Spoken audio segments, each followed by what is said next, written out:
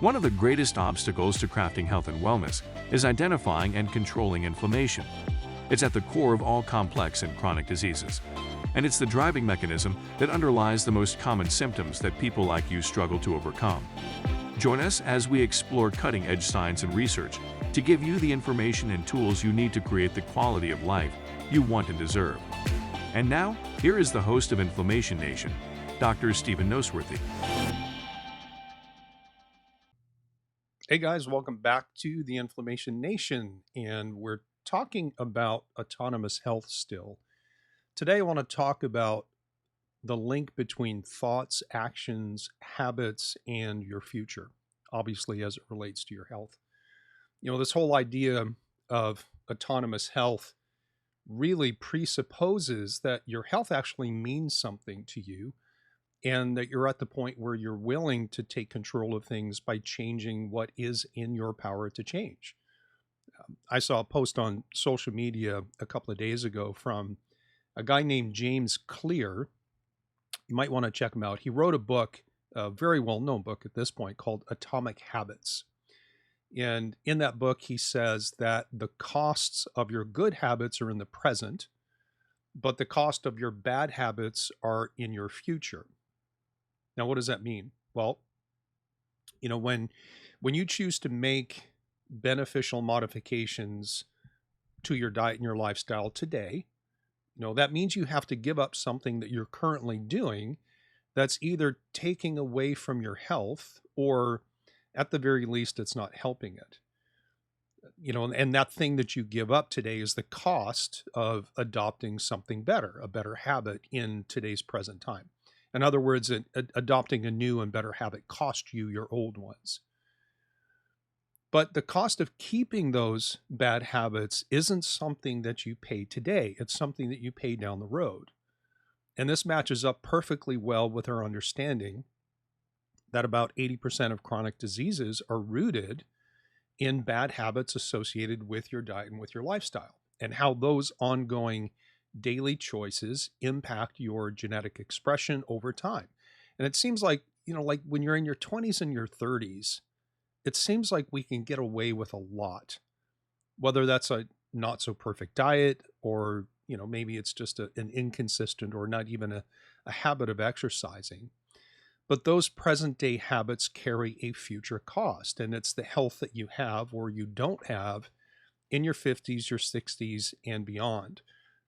You know, I think that I mentioned this in one of the podcast episodes, probably somewhere around a year ago, where I was teaching a seminar, a functional medicine seminar to doctors I believe I was in Manhattan.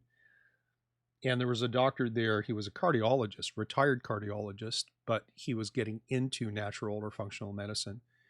And we had a conversation on a break, and he said, you know, what I've seen in my practice is that if people take care of themselves in their 40s and 50s, then their 60s, 70s, and 80s really are pretty much a breeze. And I have to say that I have observed the same thing, not from a cardiology standpoint, just from a general health and wellness standpoint. And remember that a lot of this is about your phenotype, right? How your genetic potential gets modified for better or for worse by the habits that you practice over time. Now, here's another famous quote. The origin, I should say, of this quote is a little bit obscure. It's been attributed to many different people. Ralph Waldo Emerson is probably the most common one, but also the Chinese philosopher Lao Tzu. I'm going to modify it just a bit to match the conversation we're having here right now. And that the quote goes like this: watch your thoughts because they become your words. Watch your words because they become your actions, and watch your actions because they become your habits, and your habits become your destiny. So whoever it was that actually made this quote originally basically links your thought process to your choices and your habits, which ultimately determine your future. Which is exactly why in the last episode I said that you have to rethink how you think, and it might be useful for you to spend some time pondering or reflecting on this question. Are you making decisions about getting healthy because you're trying to avoid something or because you're trying to create something. Let me clarify that. You can make a choice to clean up your diet and your lifestyle, maybe take some supplements because you don't want certain symptoms that you have right now, whether that's fatigue, brain fog, thyroid symptoms, it doesn't matter. You might also find yourself in a situation where you have maybe an aging or elderly parent who has had heart attacks or strokes, or maybe they're showing signs or have full-blown dementia. And you're sitting there thinking, I don't want to become like my mom, or I don't want to become like my dad. And so I'm doing things today to not be that. And I'll tell you that that is completely different than doing things today because you have a very clear vision of what you want your future to look like, what you want to be, not what you don't want to be. So again, if the goal that you're after is simply not to be tired or not to have a bad gut or whatever your main challenge is, then your choices may avoid that one thing, but they don't necessarily create something that's really good and positive.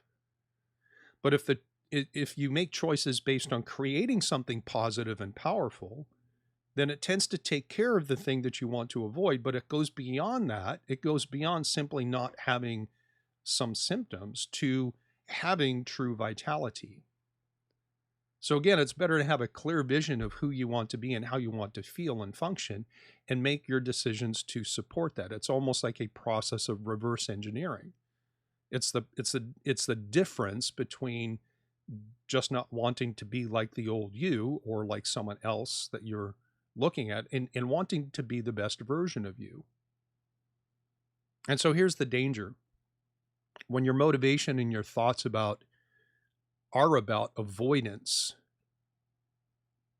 you tend to stop too soon in the process.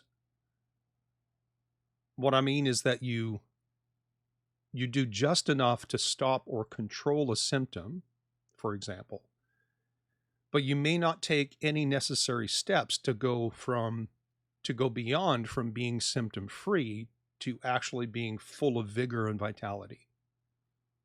But if your thoughts are focused on the best version of you, you're trying to create something rather than just avoid something.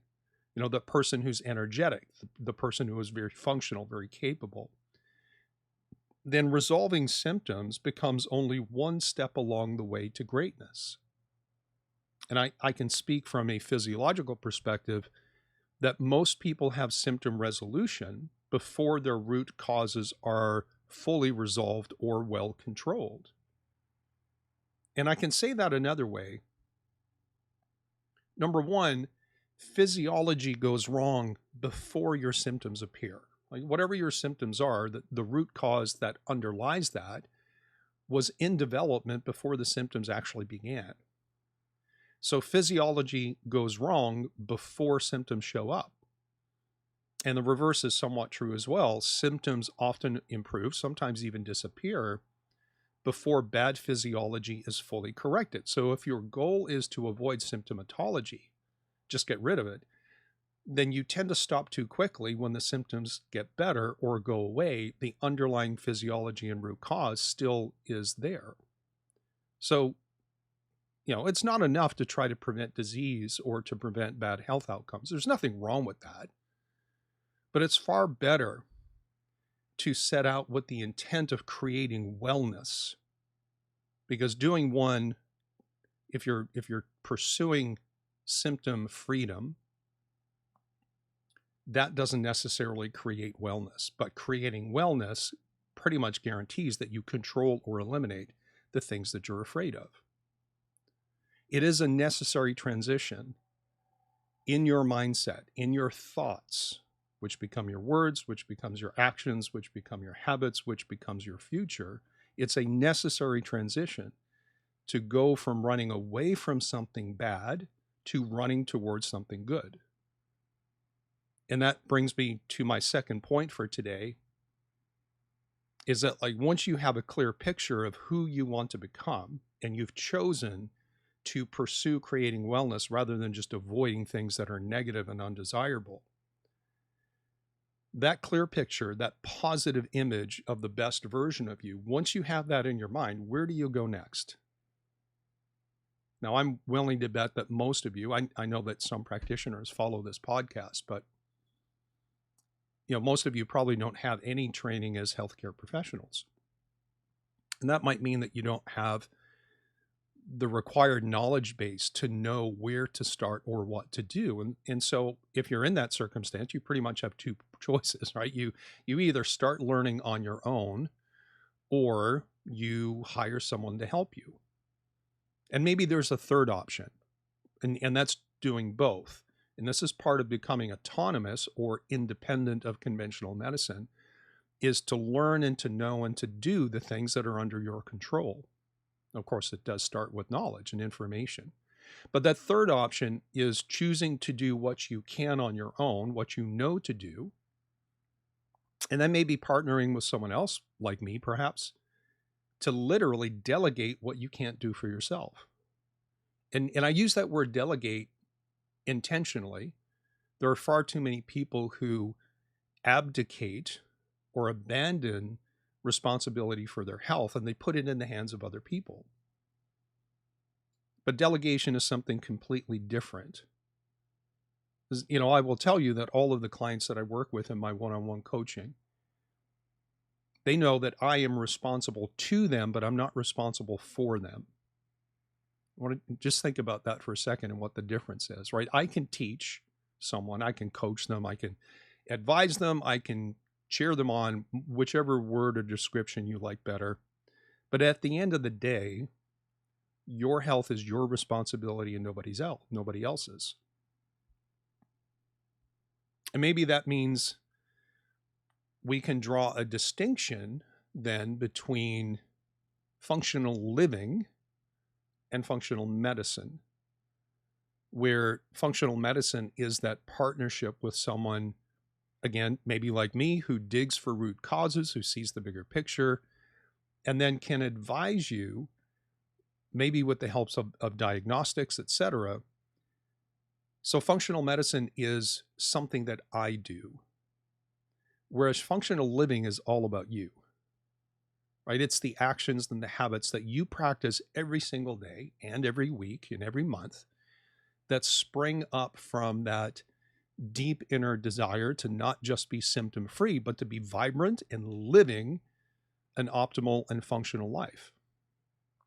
And doing it in a way today that protects your future. Like James Clear said, the cost of not making these changes, the cost of not taking full responsibility for your health is a future that you don't want. I know it's not. Nobody wants to succumb to the ravages over time of things like diabetes, obesity, heart disease, dementia, even cancer. One with the chronic burden of inflammatory disease. And these are burdens that affect not only you, but those around you that you love and that love you. It takes a lot of effort to care for someone, for example, who has had a heart attack or a stroke or slips into dementia states. But I want you to know that when I say you have to take full responsibility for your health, doesn't mean that you do everything yourself. It doesn't mean that you go it alone. The CEO, for example, of large corporations or a large corporation is technically and legally responsible for the actions of the entire corporation itself. But the CEO, as a single person, can't do all of the actions that all of the employees perform. They can't. They don't know everything. They can't do everything. And so they delegate to others who can. But in doing so, in delegating responsibilities to other people so that more can be accomplished more effectively, that doesn't diminish that CEO's sense of ownership and responsibility. And I guess I could say that you are the CEO of your health and your wellness. And there's nothing wrong with partnering with someone and delegating certain things that you don't know, that you don't understand, or maybe to get access to things like certain diagnostic tests that you don't have access to on your own. So just like that CEO, we all So I don't want to keep pointing fingers, include myself in this. We all need to take full ownership of our thoughts, our habits, and ultimately our health. But that doesn't mean you can't delegate by working with an expert in functional medicine. But it means that when you do, that person comes alongside you as an advisor, but you are still in charge. All right, that's a wrap for this episode. In the next episode, we're going to talk about something called the exposome.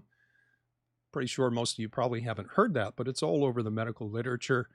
And this is really research that links diet, lifestyle, and environment and how that impacts gene expression. We've talked about it in general before. We're going to dive into a little bit more detail next time when we meet on the Inflammation Nation podcast.